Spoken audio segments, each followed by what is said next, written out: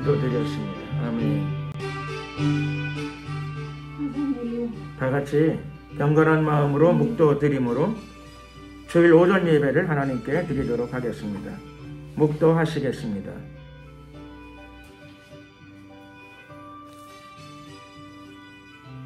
내가 너희에게 이르노니 목숨을 위하여 무엇을 먹을까 무엇을 마실까 몸을 위하여 무엇을 입을까 염려하지 말라. 목숨이 음식보다 중하지 아니하며 몸이 의복보다 중하지 아니하냐. 공중의 새를 보라. 심지도 않고 거두지도 않고 창고에 모아 들이지도 아니하되 너희 천부께서 기르시나니 너희는 이것들보다 귀하지 아니하냐. 너희 중에 누가 염려함으로 그 키를 한 자나 더할 수 있느냐. 또 너희가 어찌 의복을 위하여 염려하느냐.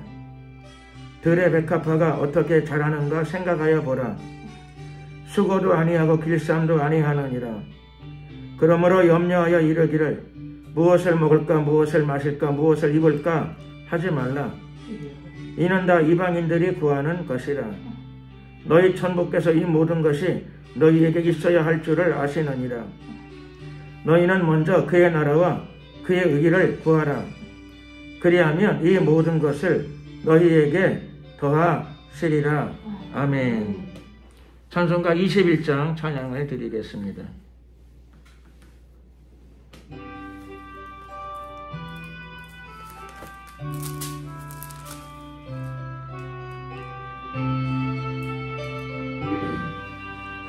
다 찬양하여라. 전능한 창조의 주께 내오나 주 찬양 평강과 구원의 주님. 성도들아 주 앞에 이제 나와 즐겁게 찬양하여라. 다 찬양하여라. 놀라운 만유의 주께 포근한 날개미 늘 품어 주시는 주님. 성도들아 주님의 뜻 안에서 내 소원 다 이루리라. 다 찬양하여라. 온 몸과 마음을 바쳐 이 세상 만물이 주 앞에 다 나와 찬양. 성도들아 기쁘게 소리 높여 영원히 찬양하여라.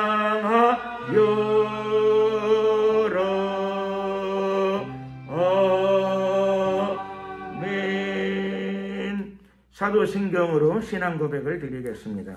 전능하사 천지를 만드신 하나님 아버지를 내가 믿사오며 그 외아들 우리 주 예수 그리스도를 믿사오니 이는 성령으로 잉태하사 동정녀 마리아에게 하시고 본디오 빌라도에게 고난을 받으사 십자가에 못 박혀 죽으시고 장사한 지 사흘 만에 죽은 자 가운데서 다시 살아나시며 하늘에 오르사 전능하신 하나님 우편에 앉아 계시다가 저리로서 천자와 죽은 자를 심판하러 오시리라.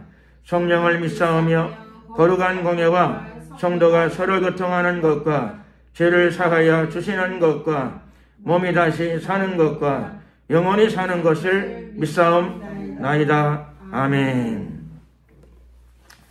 찬송가 509장으로 찬양을 드리겠습니다.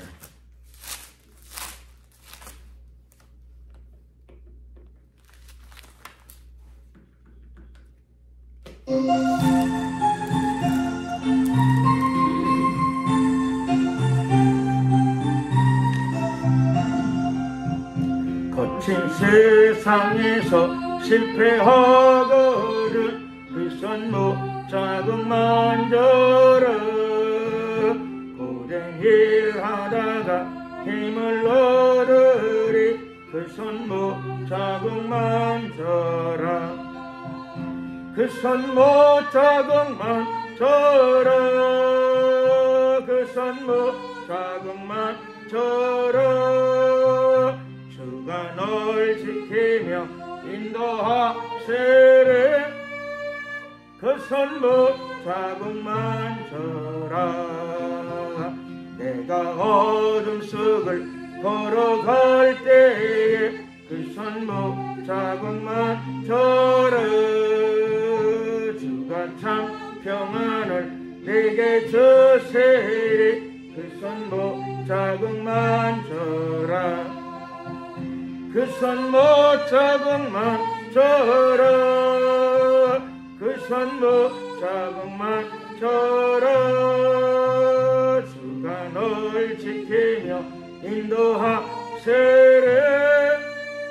그 손목 자국만 져라 내가 부활의 주 따라가려면 그 손목 자국만 져라 내가 주 안에서 길에 살리라 그 손목 자국만 져라 그 손목 자국만 져라 그 손목 자국만 져라 주가 널 지키며 인도하시리 그 손목 자국만 져라 너의 죄악의 짐 무거울 때에 그 손목 자국만 져라 마음 문 열고서 주를 모셔라 그 손목 자국만 져 아멘 그 손목 자국만 져라 그 손목 자국만 져라 주가 널 지키며 인도하시리 그 손목 자국만 져라 기도드리도록 하겠습니다. 이 시간에 합심으로 기도할 적에 나라와 민족을 위해서 기도드리겠습니다. 하나님 대한민국을 지켜 보호하여 주시고 자유민주주의가 지켜지게 하시고 또 한국을 통하여 복음의 놀라운 확산이 일어나게 하시고 하나님의 나라가 대한민국 각 부분에 또 사회 각 부분에 온전하게 이루어지게 하시고 말씀의 가치가 실현되게 하옵소서. 전쟁 없이 통일되게 도와주시옵시고 저 북녘 동포들 가운데에도 복음의 빛이 전파되는 날이 속히 오게 하소서. 주여 한번 부르고 이를 위해 한번 간절히 기도드리겠습니다. 주여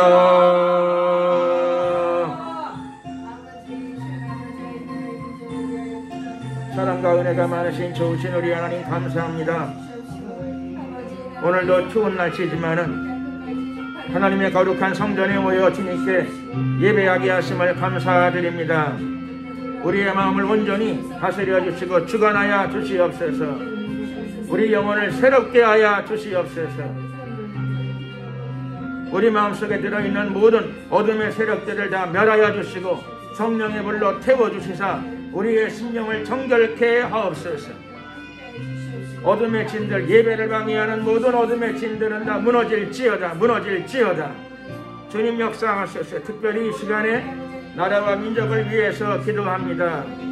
대한민국을 굽어살펴 주시옵시고 대한민국 안에 온전한 복음의 전파가 더욱더 원활히 일어나게 하옵시며 대한민국 사회 각 부분 안으로 복음의 빛이 복음의 메시지가 흘러들어가게 하옵시고 구원받는 놀라운 역사가 일어나게 하옵소서. 주여 임하소서. 역사하옵소서. 동성애의 확산이 완전히 차단되게 하시고 동성애의 물결이 하나님 이제 그쳐지게 하옵소서. 복음과 성령의 생수가 이 땅에 흘러넘치게 하옵소서. 정치권에도 대회개와 변화와 각성의 바람을 불러일으켜 주시옵시고 저 북한 땅 안에도 예수 그리스도의 복음이 증거되어지게 하옵소서. 수용소에 갇혀있는 그리스도인들을 다 이제 풀어주시옵소서. 석방시켜 주시옵소서. 공산 독재 정권 완전히 붕괴되게 하시고 저것에 복음의 빛이 흘러넘치고 하나님의 나라가 이루어지게 하소서. 역사하소서. 함께 하소서. 축복하소서. 오늘도 이 예배당 안에 성령의 임재를 허락하여 주시되 강력한 성령의 임재가 나타나게 하옵소서. 죄와 어둠과 저주의 세력들이 도말되게 하시고 은혜와 진리로 충만케 하옵소서. 예수 그리스도의 은혜와 진리로 이곳에 충만함이 임하게 하시되 성령의 충만함도 부어 주시옵소서. 역사하소서. 넘쳐나게 하옵소서. 새 힘을 주시고 새 힘을 주시옵소서. 할렐루야. 주님을 찬양합니다. 영광을 받으소서. 감사 영광을 돌려드리옵고 예수 그리스도의 이름으로 기도드렸습니다. 아멘. 하나님 말씀을 봉독하도록 하겠습니다. 하나님 말씀은 신약성경 마태복음 19장이 되겠습니다.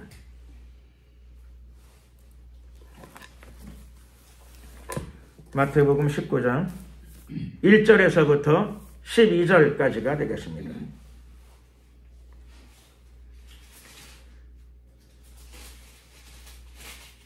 마태복음 19장 1절에서 12절 한 절씩 교독을 하시겠습니다. 제가 먼저 1절을 봉독해 올리겠습니다.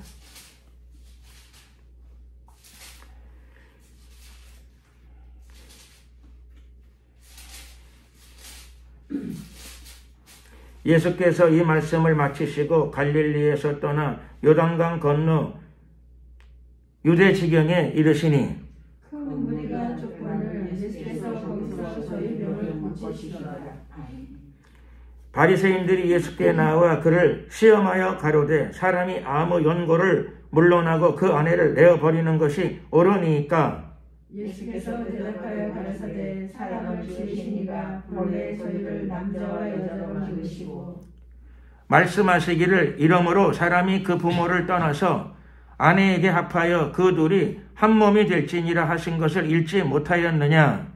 이러한즉 이제 둘이 아니라 한 몸이니 그러므로 하나님이 짝지어 주신 것을 사람이 나누지 못할지니라 하시니 여짜오되 그러하면 어찌하여 모세는 이혼 증서를 주어서 내어버리라 명하였나이까.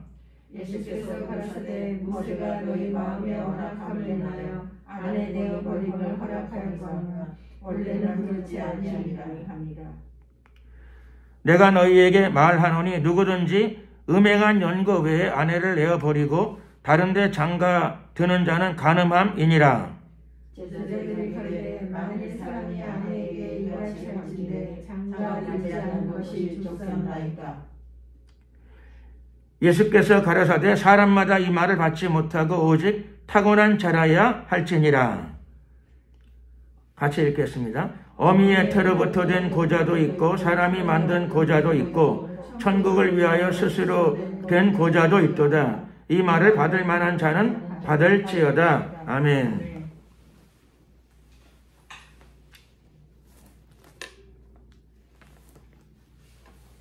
오늘 결혼과 성경이라고 하는 제목으로 하나님 말씀을 나누도록 하겠습니다.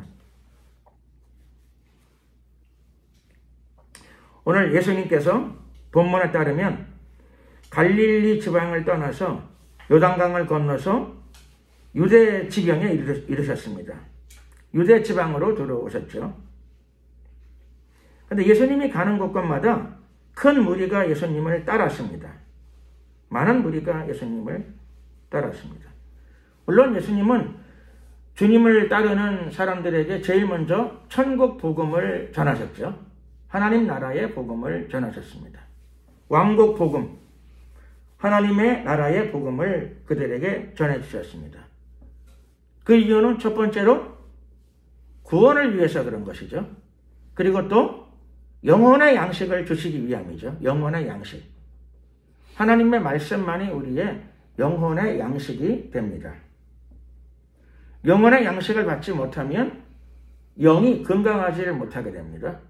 영이 시들해지게 되고 영이 영적인 힘을 공급받지 못하게 되니까 자꾸 눌리게 되죠. 세상에 근심, 걱정, 염려, 불안 이런 것들로 자꾸 눌리게 돼요. 영이 눌리게 되면 마음도 눌리게 되고 몸에도 이상이 자꾸 오게 됩니다. 몸에도 이런저런 이상들이 오게 됩니다. 그러니 몸에 있는 어떤 이상들을 치료받고 회복받기를 원하면 그 전에 마음의 변화가 와야 된다라고 하는 게 성경에 따른 가르침이죠. 성경에 의거한 가르침입니다. 성경뿐만 아니라 의사들도 그래요. 병원에서 병은 마음에서 온다라고 하는 말 의사들도 하더라고요. 병은 심리적인 거예요. 이런 얘기를 하고 의사들도 고치다가 잘 안 되면은 뭐라고 하는 거냐면 그냥 신경성이에요. 이게 아주 좋은 대답일 것 같아요. 좋은 대답. 신경성. 고치다가 안 되면 그렇죠. 신경성인 것 같아요. 신경성입니다. 마음을 편하게 가지세요. 사실 그게 나쁘게 보면 핑계처럼도 들리지만 핑계. 못 고치니까 그런가 보다. 또 한편에 보게 되면 성경적인 대답이기도 해요. 병은 실제로 혼적인 부분에서 되게 오게 돼 있어요. 마음이 눌리게 되면 되게 육체적으로 어떤 증상들이 나타나게 됩니다.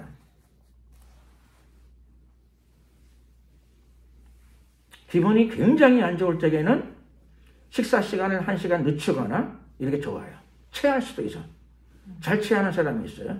기분이 굉장히 안 좋은 날 체한다는 게 육체적인 질환이지만 실제로는 마음이 굉장히 안 좋을 땐 자기가 알 때도 있어요. 내가 이렇게 먹다가 체하지.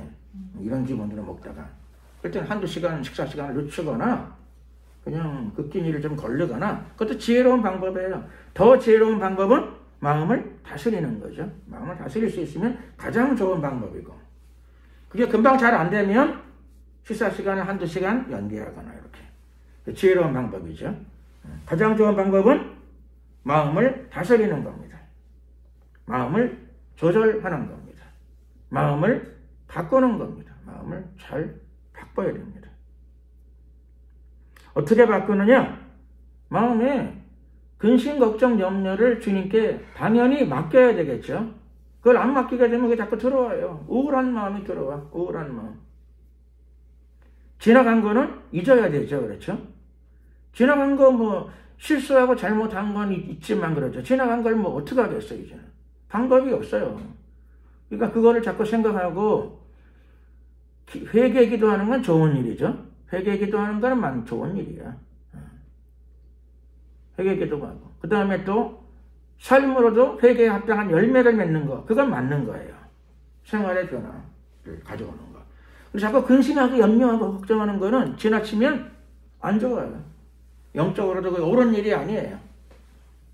지나간 것은 연말이 됐으니까 그렇죠. 지나간 것은 잘못된 것이라 하더라도 그렇죠. 회개 기도 드리고 그 다음에는 회개에 합당한 열매 세상 말로 말하게 되면 반성한 열매죠. 그거를 맺는 삶을 살아가고 이전에 있었던 것들을 이제 잊어버려야 돼요. 주님께 맡기고 잊어버려야 돼요. 하나님은 새로운 날을 열어주시는 분이십니다. 천국의 중요한 별명이 뭐냐면 성경에 나타난 천국에 대한 별명 중에 천국에 대한 표현이 많은데 그 중에 제일 저는 감동적이고 멋진 표현은 천국보다 그게 더 멋있어. 새 하늘과 새 땅. 천국에 대한 설명 중에서 저는 그게 정말 너무 멋있는 표현이라고 생각되어져요. 천국이 뭔지 가보지 않았으니까 정확히 잘 모르지만 말로 표현할 때 저한테는 제일 감동적인 천국에 대한 설명이 새 하늘과 새 땅이야. 새 하늘과 새 땅이 뭐냐? 그거 안 봤으니까 알 수는 없지만은 그게 질적으로 큰 변화가 온다는 거예요. 저는요 지금 있는 하늘만 봐도 멋있어요. 지금 있는 하늘만 봐도 참 멋있어. 근데 하나님의 눈에는 이 하늘도 깨끗이 않다고 여기시는 거예요. 새롭게 하늘을 만드신다. 얼마나 아름다운 세상이겠어요. 나는 지금도 이 화면에 나와 있는 산과 들을 보게 되면 아름다워요. 나한테 시간이 많다면 이런 데 가서 한 한 50년 살고 싶어. 나무 초막도 하나 짓고 이런 데서 살고 싶어요. 그런 마음이 있어요. 그래서 지금은 그림으로만 봐도 아름다워요. 뭐 천국 안 가도 이런 데서 가서 정말 한 달쯤 쉬다가 오면 진짜 참 좋겠다. 그런 마음이 들어요. 경치가 너무 아름답잖아요. 근데 하나님의 눈에서는, 하나님의 안목에서는 이것이 옛 땅이랍니다. 옛 땅. 이게 태워서 없애져야 될 땅이랍니다. 이렇게 아름다운 세상도. 그러니까는 천국이 얼마나 아름다운 세상인가 라고 하는 것. 그런데 새 하늘과 새 땅에는 누가 들어가느냐? 누가 들어가죠? 감사합니다. 우리가 들어가야 되고, 새 하늘과 새 땅에는 오늘 말씀의 맥락에 따르게 되면 새 하늘과 새 땅에는 새로운 사람이 들어가는 거예요. 새로운 사람이. 새 하늘과 새 땅에 누가 들어간다고요? 새로운 사람이 들어가는 거예요. 새로운 사람. 변화된 사람. 마음이 새로워져야 돼요.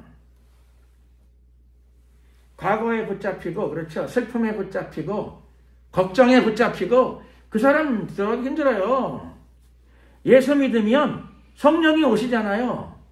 성령의 별명은 새 영이에요. 새 마음, 새 영. 새 영을 부어주신다고 되어 있어요. 새 영을 받으면 마음이 어떻게 될까요? 새로워지지요. 그러니까 새 하늘과 새 땅에는 물론 뭐 예수 믿는 사람이 들어간다. 그렇게 해도 맞는 거지만, 그러나 오늘 이 맥락 가운데서 우리가 표현을 쓰자면, 말씀의 맥락 가운데 맞는 표현을 쓰자면 새로운 사람이 들어가는 거예요. 새로워지려면 마음에 변화가 와야 돼요. 변화. 그러니까 불필요하게 오랫동안 슬픔, 염려, 걱정 그거 자꾸 가지면 좋지 않습니다. 좋지 않아요. 좋지 않은 생각이.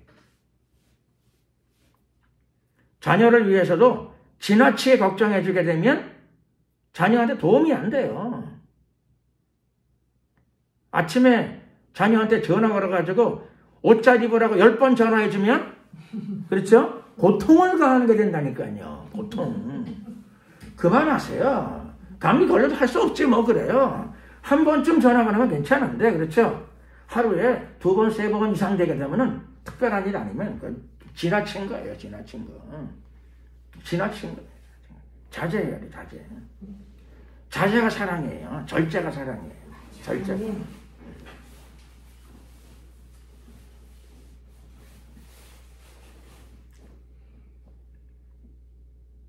오늘 본문에 의하게 되면 재미있는 것은, 오늘 큰 무리가 예수님을 따랐는데 예수님은 제일 먼저 당연히 천국 복음을 증거하셨어요.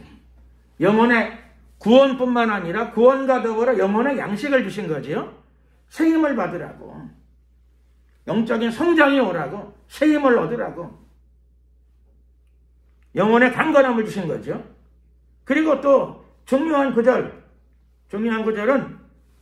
저희 병을 고치시더라.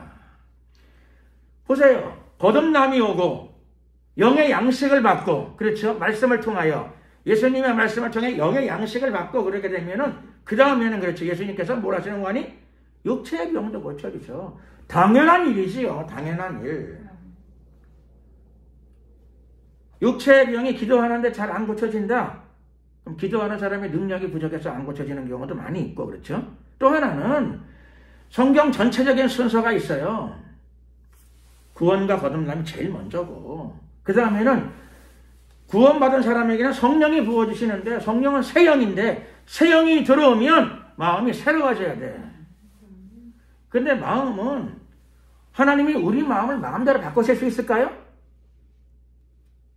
하나님도 그건 잘 안 되시나 봐. 우리 그걸 알아야 돼요. 해를 만들고 달을 만들고 별을 만들고 바다를 가르고 다 되는데, 사람의 마음은 하나님도 그렇게 쉽게 안 되시나 봐요. 한 사람 마음도 잘 안 되세요. 예수님도 부자 청년의 마음을 돌려보려고 그랬는데 돈에 대한 얘기가 나오니까 표정이 달라졌어요.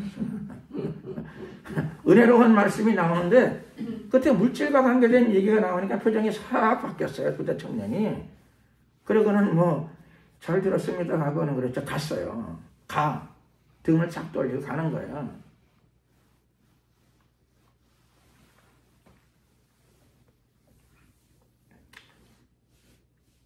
자, 그래서 뭐냐면 마음이 바뀌지 않는 거예요. 마음이 바뀌질 않아요. 말씀을 들어도 마음이 바뀌질 않아요. 예수님도 마음대로 할 수 있으면 그렇죠. 막 주리를 비틀어 가지고 고치시면 되잖아요. 그렇죠? 근데 예수님도 그게 잘 안 되나 봐요. 잘 안 되는 건지 그렇게 안 하시는 건지. 사람 마음은 정말 어려운 거예요. 그 대신에 하나님도 마음을 쉽게 못 고치시잖아요. 그래서 자기 백성인데 자기가 선택했지만 적각거리 흐르는 가나안 땅을 준다고 약속하셨는데 그런데 결국은 하나님도 40년 광야길로 보내시는 거예요. 할 수 없이. 왜냐하면 그들이 마음을 바꾸질 않아요. 마음이 바뀌어지질 않아. 바뀌어지지 않으면 어떻게 하면 되죠? 바꾸면 되잖아요. 그렇죠? 주리를 틀어서. 인도로 찢어서. 주리를 튼다 그러잖아요. 고문. 주리를 틀어서 바꾸면 될 텐데. 하나님도 자녀의 마음인데도 자기 마음대로 안 되시나. 전능자인데도 잘 안 되시나 봐요.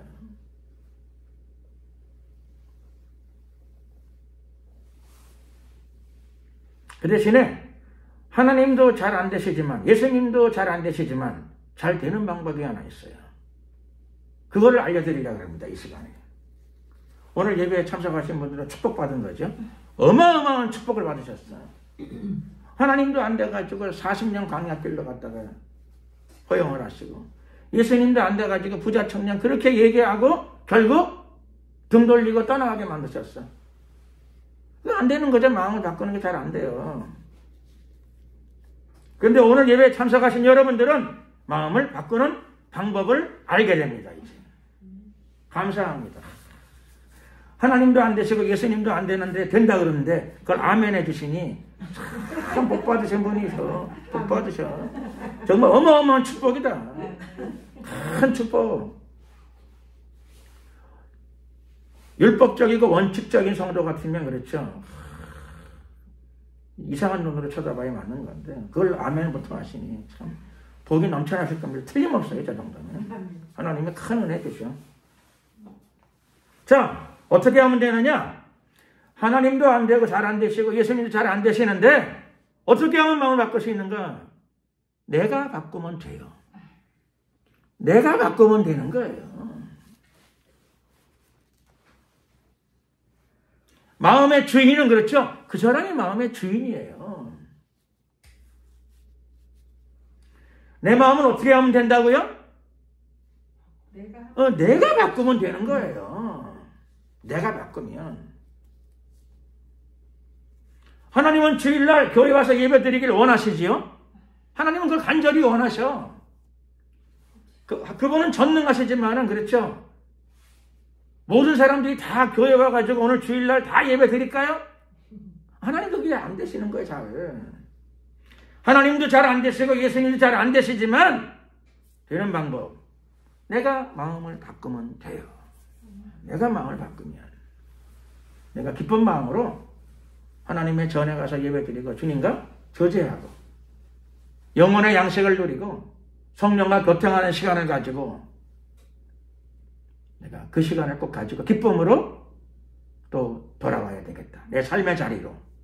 내가 마음을 바꾸면, 내가 결심하면 하나님도 힘드시고 예수님도 잘 안 되시는 부분이 되는 경우가 생겨요. 누가 마음을 바꿔야 된다고요? 내가. 회개는 누가 하는 거죠? 내가 하는 거예요. 회개하라 천국이 가까웠느니라. 네가 해야 된다는 거예요. 그건 네가 해야 된다라고. 밥상에다 밥을 차려줄 수는 있어. 밥상에다 밥을 차려줄 수는 있는데 그렇죠. 먹는 거는 그건 뭐 방법이 없어. 본인이 먹어야 돼. 본인이. 기쁜 마음으로. 사람의 결단은 굉장히 중요해요. 그래서 사람의 결단은 굉장히 중요해요.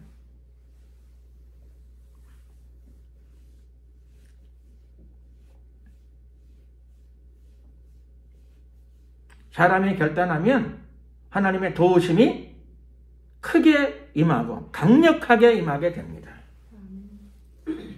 그런데 오늘 예수님을 따르는 무리들은 결단을 한 거예요. 내가 오늘 예수님을 만나봐야 되겠다. 많은 사람들이, 다는 아닌데 이스라엘 전역에서 많은 사람들이 주님을 따랐더니 주님께서 그들에게 영혼의 구원, 영혼의 양식을 주시고 그리고 그들의 마음이 변화되니까 그들이 말씀을 듣고 마음을 바꾸니까 거기에 있던 많은 사람들의 병이 치료된 줄로 믿습니다. 그건 오늘도 똑같아요. 똑같아요. 마음을 바꿔야 돼요. 영이 거듭났고 성령을 받았어요.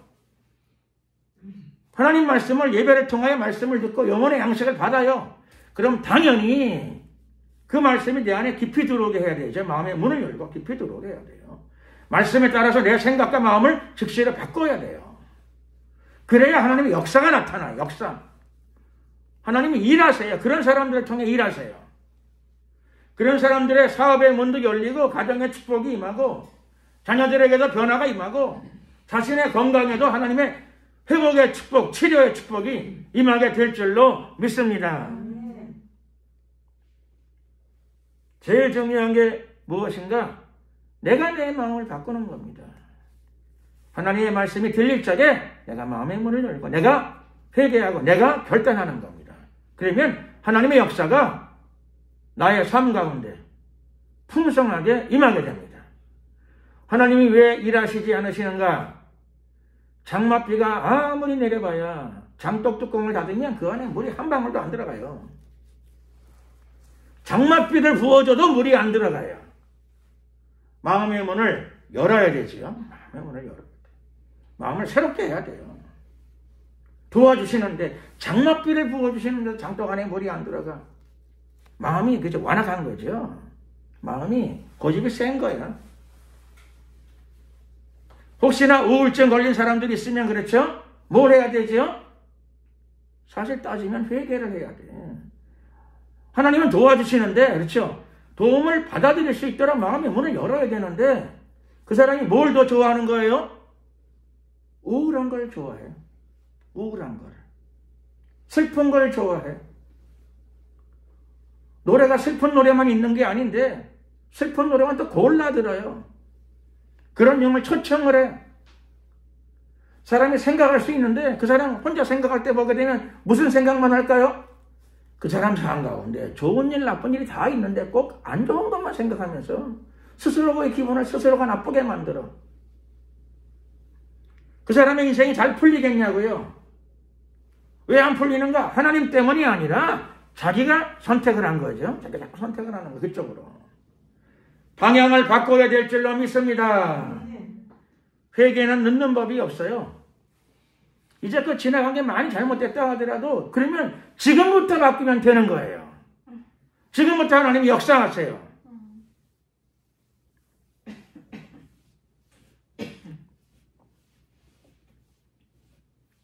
오늘 예수님께서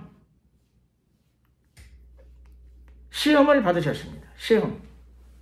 마귀에게 시험을 받으셨느냐? 뭐 영적으로는 마귀지만 바리새인들이 예수님을 테스트했어요. 달아봤어요. 뭘로 달아봤느냐? 일종의 성경 논쟁 비슷한 겁니다. 근데 이게 결혼에 관한 부분이에요. 결혼에 관한 부분으로. 예수님을 살살 한번 건드려 본 거죠. 그렇죠? 예수님이 하나님의 아들이라고 그런 소문이 있으니까 그렇죠. 무슨 당신이 하나님의 아들이야 하면서 놀릴 겸 성경적인 그렇죠. 논쟁거리 하나를 슬그머니 집어 던진 겁니다. 그런데 그게 뭐냐 하면은 결혼에 관한 부분을 들고 나왔습니다. 저 같았으면 그렇죠. 믿기 싫으면 막 그럴 텐데 예수님은 그 속셈을 아시면서 그들 마음속에 성경이 궁금한 게 아니에요. 결혼이 궁금한 것도 아니고 성경의 결혼이 뭐 그게 궁금한 게 아니에요. 그러니까 마음 자세가 잘못되어 있지만 그래도 예수님이 거기에 대해서 성실하게 답변을 해주신다. 그러니까 예수님은 친절하시죠. 굉장히 친절해요. 우리도 악한 자를 대적하지 말고 악한 자들에게 그렇죠. 친절하게 상황을 잘 극복해 나갈 수 있도록 악한 자를 상대로 상황을 잘 극복해 나갈 수 있는 이런 자세를 또 배워야 될 줄로 믿습니다. 자, 이 사람들이 성경에 나와 있는 결혼에 관한 문제를 예수님께 슬쩍 질문 삼아 던졌습니다. 사람이 아무 연고를 물러나고 아내를 내어버리는 것이 옳으니까. 사실 이게 질문 자체가 잘못된 질문이에요. 잘못된 질문. 성경에 이렇게 될 리가 없죠. 이런 게 있을 리가 없죠. 사람이 무슨 이유든 간에 물러나고 무슨 이유든 간에 아내를 내어버리는 것이 옳으니까. 성경에 그런 구절이 어디 있어요. 성경에 이와 관련된 비슷한 구절이 있긴 있는데 그렇죠? 이렇게 안 되어 있어요.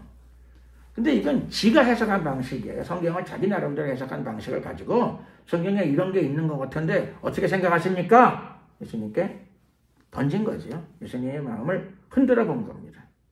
테스트. 어떻게 보면 놀리는 것이 되기도 해요. 그랬더니 예수님이 화를 내지 않으시고 분노 내시면 안 돼요. 그 저희가 악하다 하더라도 대놓고 분노하는 건 지혜로운 방법이 아니에요. 악한 게 눈에 보여도 침착하게 저 악인들도 변하여 회개하여 구원받게 하시고 당장 구원이 안 되더라도 저 악함이 조금 덜어지게 하옵소서. 이런 마음으로 대답을 해주는 게 지혜로운 방법이죠. 지혜로운 방법. 옳은 방법입니다. 예수님이 대답하시죠. 사람을 지으신 이가 하나님이 본래 저희를 즉 사람들을 남자와 여자로 만드시고 그러니까 남자와 여자는 그렇죠. 선택이 아니고 하나님이 본래 그렇게 만드신 거예요. 남자와 여자를 본래 만들었어. 누가요? 사람을 지으시니까 하나님이 인간을 남자와 여자로 본래 만드신 거예요. 그러니까는 의학의 수술을 통해서 그렇죠. 남자를 수술을 통해서 여자로 만들고 칼을 대고 자르고 어쩌고 그래가지고 여자를 남자로 만들고 그럼 뭐가 되는 거죠? 그게 뭔가 성경에 따르면 그렇죠. 하나님이 본래 만들어 놓은 거를 그렇죠. 억지로 인위적으로 막 뜯어 고치는 거죠. 위험한 거예요. 위험한 거. 어디 병이 있어가지고 부분적으로 도려낸다. 그거는 치료를 위한 거잖아요. 치료를 위한 거. 근데 남자와 여자는 이게 원래 본래랍니다. 사람을 지으신 이가 본래 이렇게 만드셨답니다. 하나님이 본래 만든 거를 그렇죠? 하나님의 뜻을 거슬려. 그러면 결과를 안 봐도 그렇게 결과가 좋지 않을 것이다 라고 하는 걸 알 수 있어요. 사람이 해가 뜨면 아침에 일찍 일어나서 일하고 공부하고 열심히 생활하고 그렇죠? 석양이 질 때는 집에 돌아와서 가족들하고 같이 생활하고 휴식을 취하고 이게 세상이 살아가는 삶의 원리잖아요. 근데 그걸 거스리게 되면 며칠 동안은 재미있을런지 모르겠는데 사람의 신체 리듬상 이게 좋지 않을 거라고 하는 걸 우리가 알 수 있잖아요. 장기화되면 물론 특별하게 근무하는 사람들은 할 수 없어요. 군인들은 야간에도 보초를 서야 되고 간호원들은 그렇죠. 환자들을 돌보기 위해서 할 수 없이 야근을 하는 사람들이 있을 수 있어요. 그렇죠? 직업상 사회를 위해서 부분적으로 또 희생을 좀 감내해야 되는 그런 그 일을 해야 되는 사람들이 있는 게 사실이에요. 그리고 그렇지 않으면은 직업이나 꼭 필요한 활동이 아니면은 생체 리듬에 맞게 본래 인간은 그렇게 창조되어진 대로 순리대로 살아가는 게 축복이죠. 좋은 일이고 자연스러운 일입니다. 하나님이 본래 인간을 남자와 여자로 만드셨어요.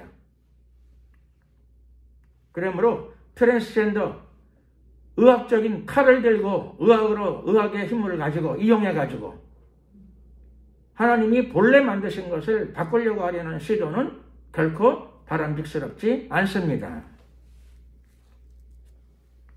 창조 질서를 거스리는 활동이 되고 말 것입니다. 그리고 예수님이 말씀하시죠. 결혼에 관해서 하나님의 뜻이 무엇인가를 다시 선포하십니다. 결혼은 자녀들이 장성해서 부모를 떠나는 것이다. 결혼은 원래 부모를 떠나야 되는 거죠. 그게 원칙이에요. 특별한 경우에는 대가족으로 살 수도 있었죠. 농경사회에서는 일손이 부족하니까 모여 살아야 돼. 협동생활을 해야 농사를 짓고 사니까. 고대 농경사회에서는 그렇죠. 시족, 부족, 대가족을 유지하고 살기는 했어요. 그러나 기본적으로는 분가가 원칙이다. 결혼하게 되면 분가가 원칙이다. 경제적으로 어려울 때는 할 수 없는데 되시면 성경의 원리에 따라서 결혼하게 되면 분가를 시키는 게 좋은 일이다. 좋은 일. 그게 하나님의 순리다. 그 다음에 예수님께서는 결혼이 무엇인가에 대해서 말씀하시기를 두 사람이지만은 하나다. 한 몸이다. 라고 말씀하시는 거죠. 결혼은 하나가 되는 거죠. 한 사람이 되는 겁니다. 한 몸. 한 몸이니까, 몸이 하나니까 한 사람이지 뭐. 하나라고 하는 것이죠. 하나. 그리고 정식으로 결혼이 이루어졌으면 그게 뭐냐면 그게 하나님의 뜻이라고 받아들여야 돼요. 정식으로 결혼이 이루어졌으면 기도하고 한 결혼이 아닌데, 중매로 한 결혼인데, 연애로 한 결혼인데, 그러나 어쨌든 간에 결혼식이 이루어졌으면 그게 하나님의 뜻이다. 이렇게. 이게 맞는 태도이고 성경적 입장입니다. 그래서 정상적으로 부부가 되면 다 그게 하나님의 뜻이에요. 뜻. 그러므로 하나님이 짝지어 주신 것을 사람이 나누지 못할지니라. 정식으로 결혼하게 되면 그것이 하나님의 뜻이에요. 하나님의 뜻이 어디 있겠냐. 그게 하나님의 뜻이죠. 그러므로 사람이 그것을 나눈다. 이혼하는 거죠. 이혼하는 것. 나누지? 이혼하지 말아라. 나누지 말라. 왜냐하면 그게 하나님의 뜻이니까. 모든 가정은 다 하나님의 뜻이죠. 모든 결혼이 다 하나님의 뜻이에요. 인간의 탄생은 다 하나님의 섭리예요. 사람으로 태어난 모든 분들에게 축복이 있기를 축원합니다. 사람으로 태어났다는 자체가 하나님의 축복이에요. 축복. 하나님의 형상을 입고 태어났는데 뭐 얼마나 감사한 일이에요. 하나님의 형상을 입고 태어났으니까 당연히 영생을 얻어서 예수 그리스도의 이름으로, 예수 그리스도의 복음으로, 예수 그리스도의 피로 하나님 나라에 들어가서 하나님의 형상을 뵈야죠. 하나님의 모습을 다 뵈야 돼요. 그분의 모습대로 지어졌다고 그러는데 그분을 뵈야 될 거 아니겠어요? 사람으로 태어난 모든 분들이 다 예수 그리스도의 이름으로 구원을 얻어서 하나님의 나라에서 하나님의 얼굴을 뵙기를 예수 그리스도의 이름으로 축원합니다.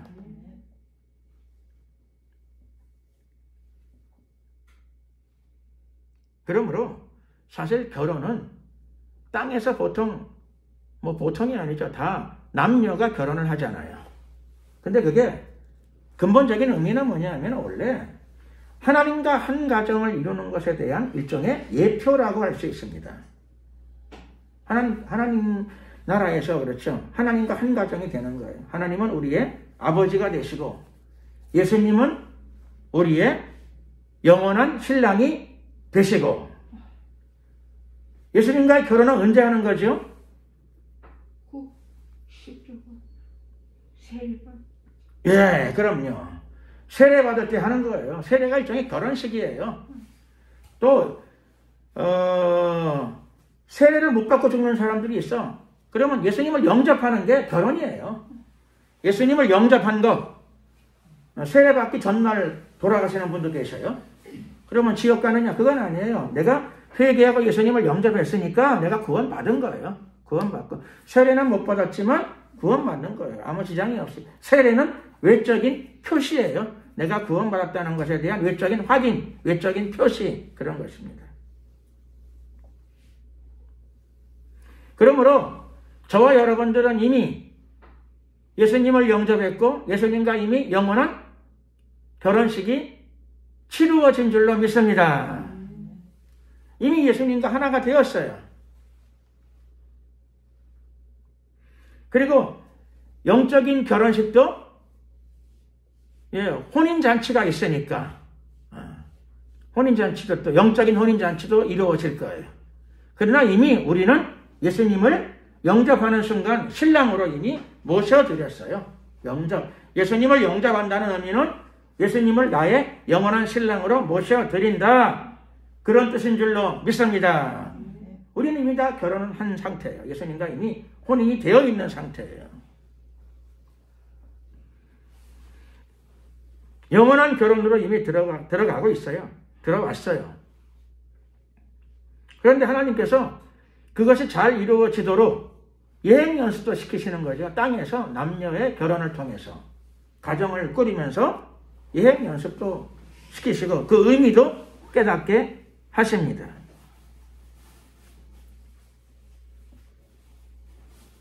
그런데 오늘 이 바리새인들이 예수님을 시험, 테스트를 한 부분 이제 걸고 넘어집니다. 테스트하는 거죠. 그러면 성경에는 특별히 신명기 말씀인데 성경에는 이혼 증서를 주어서 내어 버리라 명하였나이까. 사실 이 구절이 있긴 있어요. 근데 성경에는 왜 이런 구절이 있습니까? 그건 어떻게 된 거죠? 예수님 이렇게 질문을 한 거죠. 성경에 이혼 증서를 줘서 주라고 하는 말은 있지 않습니까? 그거 있는데 그 구절이 있는데 왜 딴 말 하십니까? 그런 거죠. 이렇게 이야기를 한 거예요. 자, 그 구절을 우리가 한번 보도록 하겠습니다. 신명기 24장 1절.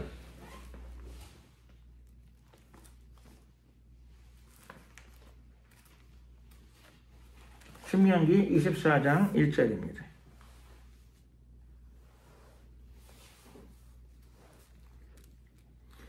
(24장 1절인데) 제가 한번 읽겠습니다.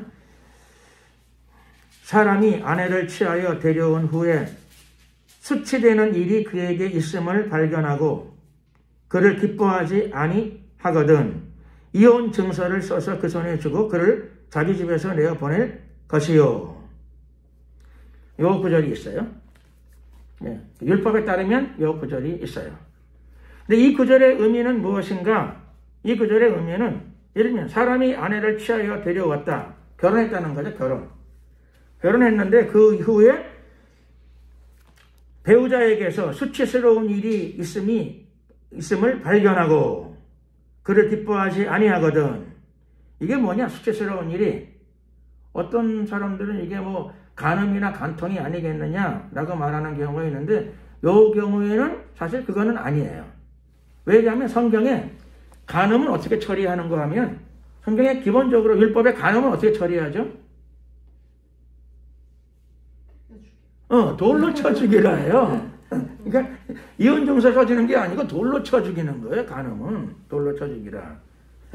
그러니까 여기에 이렇게 이혼 증서를 쓴다는 구절이 있는 걸 봐가지고 이 수치스러운 일은 간통이나 간음은 아니에요. 왜냐하면 성경에 기본적으로 구약의 입장은 간음은 돌로 쳐 죽이는 거니까. 그러니까 정해져 있으니까 요거는 거기에 해당되는 내용은 아니다라고 하는 것을 우리가 쉽게 이해할 수 있어요. 그러니까 수치스러운 일이라고 했으니까 간음이나 간통은 돌로 치는 일이에요. 죽이는 일. 그러니까 여기에 이제 뭐냐라고 하는 건데 여기 아마 정확하게는 알 수 없지만 뭐 장애나 혹은 질병이나 혹은 뭐 어떤 크게 명예에 손상된 어떤 내용들로 보통 이해를 하고 있습니다. 그래서 우리는 신명기 24장 1절을 통해서 어쨌든 그 이혼에 대한 구절이 있는 게 사실이에요. 그리고 여기에 보게 되면은 그 간음은 사실은 이혼의 사기라기보다는 그냥 돌로 쳐 죽이는 거예요. 그냥 구약 성경의 입장이. 그러니까 요거는 이제 간음 사건이 아닌 어떤 수치스러운 것이라고 해당되어지는 어떤 내용들이 있을 적에 그렇죠. 그때 이혼할 수 있다. 그런 뜻이죠. 이혼할 수 있다. 이 경우에 이혼할 수 있다. 이런 겁니다. 그런데 이혼할 적에 그냥 이혼하는 건 아니고 이혼 증서를 써서 이혼하라. 증서. 서류를 작성해서 이혼하게 되면은 그냥 헤어지는 거. 정식 결혼이 아닌 사람들은 그냥 헤어지는 경우가 있죠. 정식 결혼은. 그런데 정식 결혼한 사람들은 오늘날도 그렇죠. 절차가 아마 그게 까다로울 거예요. 절차가. 복잡한 절차들이 있을 거예요. 그런데 여기 보면은 구약에도 보면은 수치스러운 일, 학자들은 이게 뭐 큰 질병이나 혹은 장애나 혹은 뭐 어떤 특별하게 그 배우자의 명예를 크게 손상시키는 어떤 일들, 이렇게 보통 추정을 합니다. 그럴 적에 그쪽에는 이혼 증서를 써서 그때 배우자를 내보낼 수 있다, 이렇게 되어 있어요. 그런데 그냥 헤어지는 게 쉬울까요? 이혼 증서를 작성을 하고 도장을 찍고 헤어지는 게 쉬울까요? 그냥 헤어지는 게 훨씬 더 쉽겠죠. 그런데 어쨌든 간에 화가 나가지고 이혼한다라고 얘기를 했다 하더라도 그 다음날 일어나가지고 몇 날 며칠 동안 이혼 증서를 쓰고, 그렇죠, 거기에 무슨 그 계약 조건을 쓰고 사인을 하고 그러다 보게 되면 시간이 지나면서, 그렇죠, 심사숙고를 하겠죠. 그러니까 여기 이 구절은 이혼에 대해서, 그렇죠, 경솔하게 하지 않도록 하나의 제도적인 장치가 여기 달려있는 셈이에요. 오늘날 보통 국가도 그렇죠. 이혼 문제가 있거나 그러면 제가 알기로는 조정기간을 또 가져요. 둘이 결정했다 하더라도 법원이 조정기간을 가져가지고 그 기간이 뭐 얼마인지 모르겠는데 일주일이나 한 달이나 뭐 되겠죠. 그 조정기간을 갖춰서, 그렇죠, 법원이, 판사가 좀 관여를 해주죠. 그렇죠? 관여를 좀 해줘요. 그러니까 그 법은 좋은 법이에요. 상당히 좋은 법. 하나님의 법도 기본적으로 그렇습니다.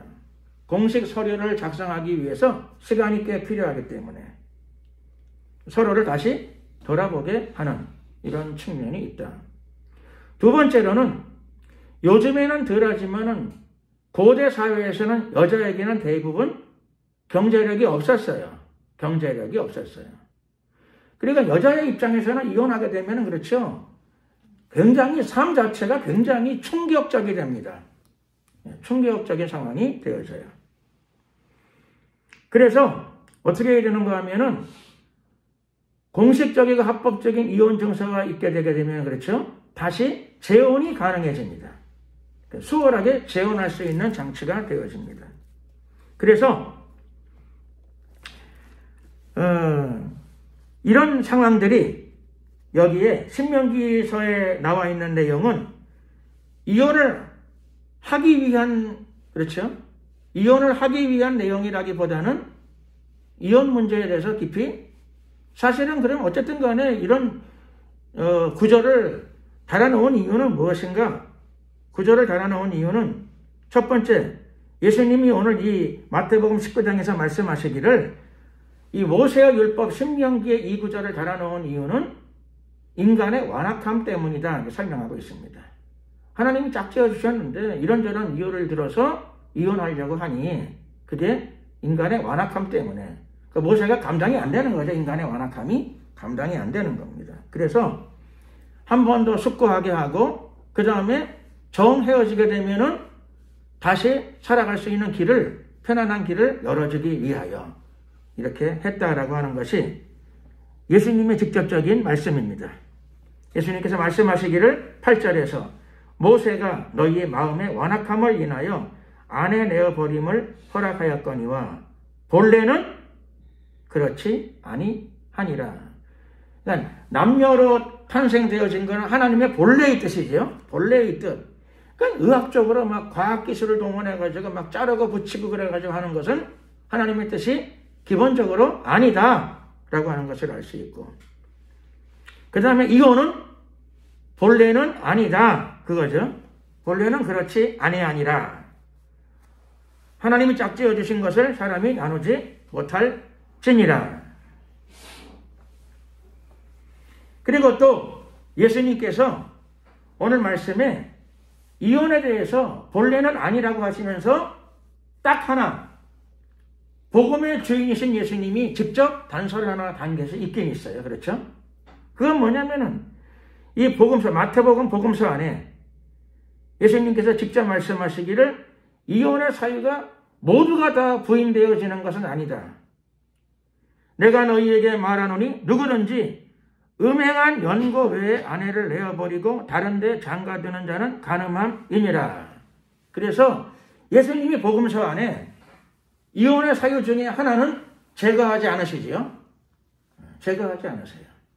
그 음행의 사건은 구약에는 돌로 쳐 죽였고, 그게 구약의 원칙이고, 신약에서는 이혼 사유에 유일하게 남는 하나입니다. 하나.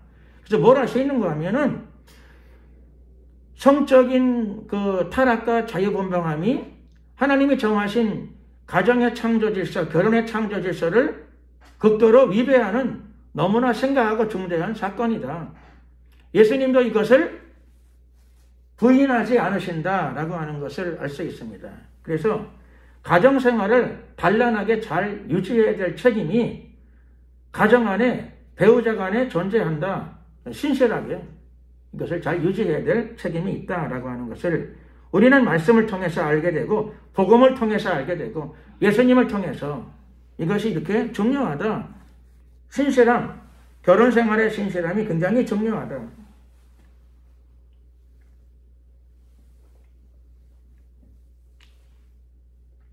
물론 예수님과 결혼한 사람들은 그렇죠. 신실하게 살아가는 사람들도 있고 죄를 지었는데 나중에 회개하면 예수님이 간음했다고 버리시느냐? 그건 아니에요. 신랑 예수님이 또 받아주시긴 하세요. 받아주시긴 하는데 그렇죠. 그런데 자랑스럽지가 못하잖아요. 영원한 신랑 앞에 가는데 자랑스럽지를 못해요. 그러므로 회개하고 돌이키고 예수님은 받아주시는데 예수님이 땅에서 합법적으로 부부가 됐는데 이 간음 사건이 들어오게 되면 얼마나 큰 충격인가를 꼭 명심하라고. 음행 사건은 이혼 사회에서 완전히 제하지는 않고 계세요. 신약 시대에도. 그러니까 얼마나 큰 문제인가라고 하는 것을 우리가 잘 이해해야 될 것입니다. 그러니까 마지막 때가 되게 되면은 예수님께서 말씀하시기를 악하고 음란한 세대, 악하고 폐역한 세대라고 부르고 계세요. 이 악하고 폐역한 세대에서 기억해야 될 것은 원래 가정은 하나님이 정하신 존귀한 그런 그 하나님의 섭리 속에 들어있는 부분이다.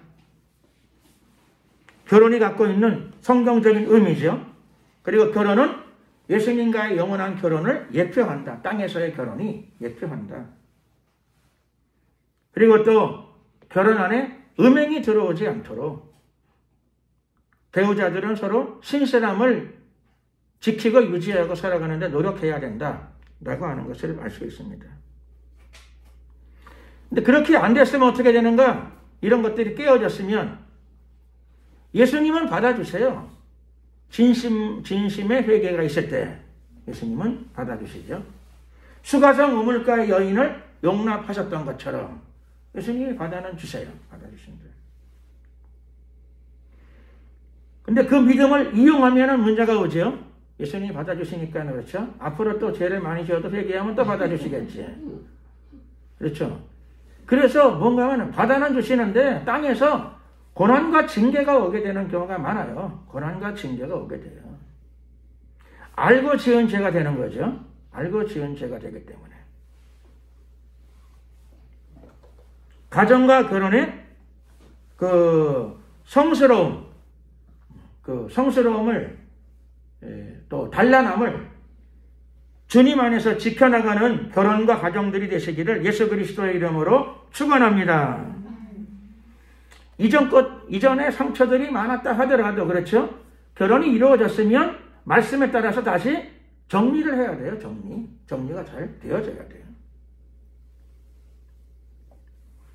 결혼은 본질적으로 하나의 약속이라고 할 수 있어요. 하나의 약속.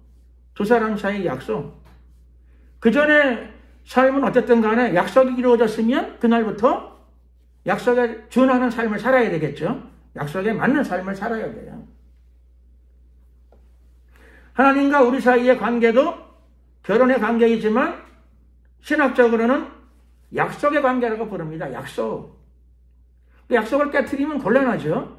약속인데 서울 시내에서 도시에 살다 보게 되면 시간 약속을 잘 지키는 게 어려워요. 잘 지키는 게 쉽지 않더라고요, 그게. 5분, 10분 뭐 늦고 그거 큰 문제는 아닌데 그렇죠, 보통은. 그러나 이게 결혼의 문제는 심각한 문제이고요. 예수님과의 관계는 그거보다 더 귀하게 여겨야 되겠죠, 당연히. 예수님은 영원한 신랑으로 우리가 인정하고 모셔드렸으면 예수님 앞에 신실한 삶을 살아야 된다. 그게 영생이에요. 그게 영생이고 그게 인간의 최고의 축복이고 그 이상은 없어요. 그게 삶의 목적이 되어야 됩니다. 자, 오늘 말씀을 마무리 지으면서 예수님이 이렇게 말씀을 하셨더니 그리스도인들이 어떻게 반응했는가? 이 말씀을 듣고 그 당시에 바리새인들이 아니고 이방인들이 아니고 예수님의 말씀을 들은 예수님을 따르는 그리스도인들은 어떻게 반응했을까요? 제자들은 어떻게 반응했을까요? 할렐루야 그랬을까요? 그렇게 안 했어요. 그렇게 재밌지 않으세요? 예수님을 따르는 자들이, 여기 보면은 10절 제자들이, 일반 무리가 아니잖아요. 제자들은 무리가 아니잖아요. 제자들은 바리새인도 아니잖아요. 그러니까 우리 생각에 제자들은 할렐루야 아멘 그랬을 것 같은데 제자들이 이 볼이 튀어나왔어요. 볼이 튀어나와가지고 그러면 안 되죠. 제자들이 아멘 이렇게 해야 되는데, 그렇죠. 제자들이 왕사탕 문 것처럼 볼이 튀어나와가지고 예수님한테, 그렇죠, 약간 시비조가 됐어요. 바리새인들이 시험을 하는 건 이해가 가는데 제자들이 세상에 왕사탕 문 것처럼, 그렇죠, 뼈로 통해가지고 예수님한테 약간 달겨들었어요. 그 내용이죠. 예수님께 항의한 거죠. 항의. 기분이 상한 거예요. 자기 딴에. 예수를 믿고 제자가 됐는데도, 그렇죠, 예수님이 친히 말씀하는데도 기분이 언짢았어요. 그래서 뭐라고 했는가 하면 제자들이 가로되, 예수님한테 달겨드는 거죠. 항의가 있어가지고 뭐라고 얘기했는가 하니 이렇게 얘기했어요. 만일 사람이 아내에게 이같이 할진데 자기 아내한테 이렇게 신실하게 대하고 할 바에는, 그렇죠, 장가 결혼 안 하는 게 낫겠습니다. 이렇게 대답을 한 거예요. 그러니까 이 시대에는 이렇게 대답한 이유 중에 하나는 여자를 정상적인 사람 취급을 잘 안 했으니까. 그 다음에 또 일부 다처제 제도가 있었으니까. 이런 상황이었기 때문에. 그러니까 삶의 한 수단 중에 하나였죠. 삶의 수단 중에 하나였어요.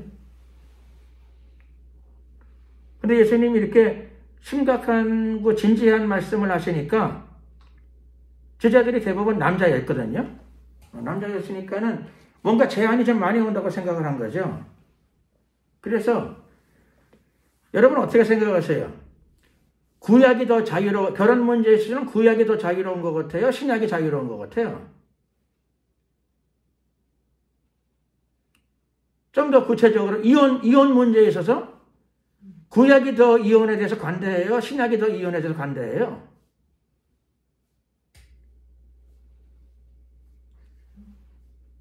그럼요. 구약이 어쩌면 더 관대해요. 구약은 그래도 이혼 사유를 좀, 그렇죠, 수치스러운 일이 발견되거든. 수치스러우면은, 그렇죠, 합법적으로 이혼 증서를 써서 깔끔하게 처리해라. 그런 내용이 좀 있잖아요. 그렇죠? 그런 내용이 있는 걸로 봐가지고 어떤 의미에서는 차라리 율법이 이혼에 대해서 더 자유로운 면도 있어요. 관대한 면도 있어요. 배우자에게 수치스러운 면이 있으면 깔끔하게 이혼 증서를 써서 깔끔하게 문제를 해결하라. 이런 구절도 있으니까. 취지야 어떻든 간에 그런 구절이 있으니까. 그런데 복음서에서는 예수님께서 음행의 연고가 아닌 다음에는 이혼은 원칙적으로 허락하지 않는다예요. 그렇죠? 그러니까는 이혼 문제에 있어서는, 결혼과 이혼의 문제에 있어서는 복음이 더 원칙적이다. 굉장히 더 원칙적이다 라고 하는 것을 알 수 있습니다. 자, 결혼과 이혼 자체는 인생의 삶에 있어서, 결혼은 그렇죠, 중요한 문제죠. 굉장히 중요한 문제고 하나님도 중요하게 여기세요. 개개인의 탄생, 결혼, 그 다음에 또, 그렇죠, 예수님을 영접하는 거, 그 신앙생활, 이런 것들은 굉장히 중요한 문제예요. 제일 중요한 문제들.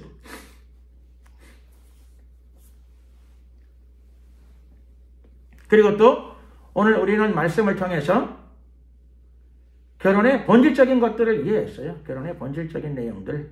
그리고 구약 성경의 원래의 의미도 우리가 이해했고, 또 하나 우리가 말씀을 마치면서 확인해야 될 것은 결혼은 예수님과의 결혼을 위한 예표이다 라고 하는 이 땅의 결혼들은, 그리고 예수님과의 결혼이 진정한 결혼이다, 영원한 결혼이다. 그래서 제일 중요한 건 예수님과의 결혼 생활이 본질이죠. 제일 중요한 거예요. 여기에서 다 성공하시기를 예수 그리스도의 이름으로 축원합니다. 기도드리겠습니다. 예수님과의 결혼을 한 사람들입니다. 다시 오시는 날까지 신실한 삶을 살게 하시고 영원하신 신랑 예수님을 기쁘게 하는 삶을 살아가는 신실한 예수님과의 결혼 생활이 이어지는 우리의 신앙이 되게 하소서. 주여 한번 부르시고 말씀을 생각하시면서 기도드리겠습니다. 주여,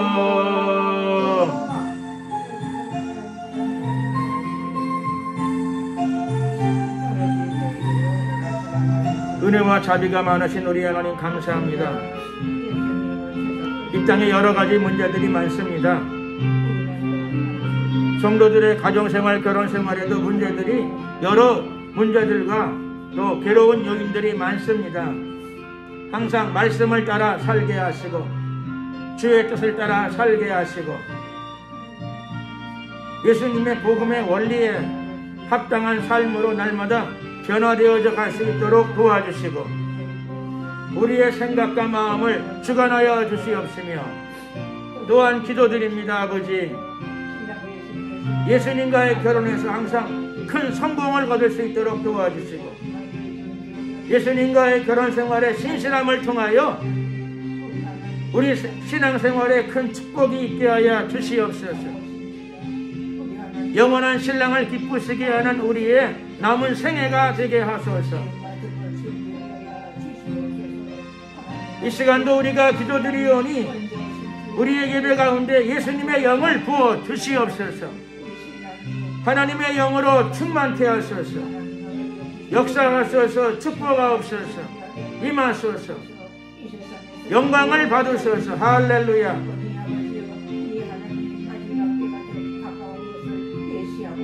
우리의 삶과 우리의 가정에 대해서 복음의 빛과 조명 속에서 다시금 그 의미를 깨닫게 하시고 성도들의 가정과 결혼에 하나님의 큰 행복과 축복과 단란함이 임하기를 소원합니다. 주여 역사하소서. 함께 하소서. 임하소서. 주님을 찬양합니다. 함께 하옵소서. 할렐루야. 감사 영광 찬양 우리 주님께 돌려드리옵고 예수 그리스도의 이름으로 기도드렸습니다. 아멘.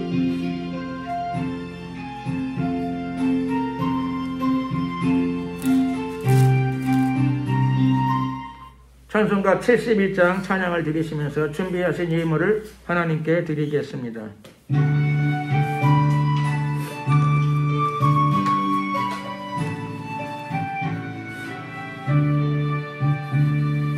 내게 있는 모든 것을 아낌없이 바치네. 사랑하고 의지하여 주 따라가겠네. 주께 드리네. 주께 드리네. 사랑하는 그 주 앞에 무릎 드리네. 내게 있는 모든 것을 겸손하게 바치네. 세상 복나 멀리하니 나 받아 줍소서. 주께 드리네. 주께 드리네. 사랑아 그 주 앞에 모두 드리네. 내게 있는 모든 것을 주를 위해 바치네. 크신 권능 충만하게 내게 내려 줍소서. 주께 드리네, 주께 드리네. 사랑하는 그 주 앞에 무릎 드리네.